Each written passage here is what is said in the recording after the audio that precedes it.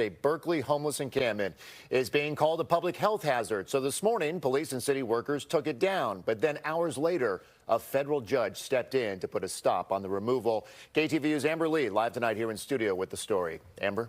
Mike, we saw people returning to the area, pitching tents and getting resettled this afternoon, soon after the judge issued the order.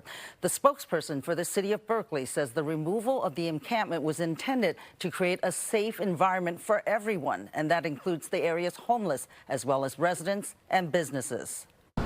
And it's all on shopping cart wheels. Aaron Spencer shows me his makeshift home on wheels. If I can move out of the way quickly enough, then, I might get to keep some of my stuff. He tells me he scrambled to move it around 6 a.m. Wednesday from where he usually parks near the intersection of 8th and Harrison Streets in Berkeley.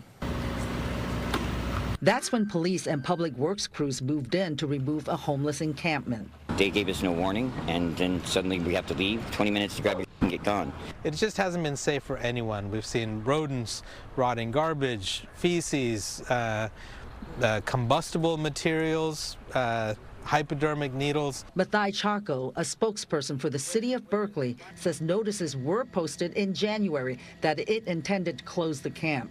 But the Berkeley Homeless Union, an advocacy group, says it received a temporary restraining order from a federal judge to stop what it calls encampment sweeps. But that order expired late last month, and that this notice was posted on Wednesday. This is the notice that they posted for the sweep, which they posted 3/4 of the way through the sweep. So this morning? Yes, this morning.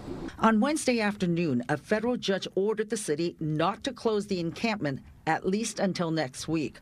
Chaco says the dozen people at this encampment were offered an alternative, and that people from other encampments are now housed in this motel that has been converted into housing for the homeless. That's why we've tried so hard to house people. But as we know, you can't force somebody to take housing. One woman says she lost her belongings. She had been away at a sobriety treatment center when the city tried to remove the encampment. I was kind of very flabbergasted.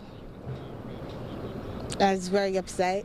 This man returned to this area with his trailer as soon as he heard that a judge had stopped the city from shutting down the encampment, at least temporarily. I'm a recycler. I'm a dumpster diver. I'm a scrapper. I go and I find the interesting things that other people think they don't need and I'm thrown away.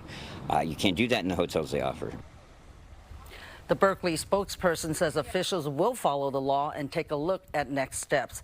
There is a court hearing scheduled for this matter on June 10th. Mike?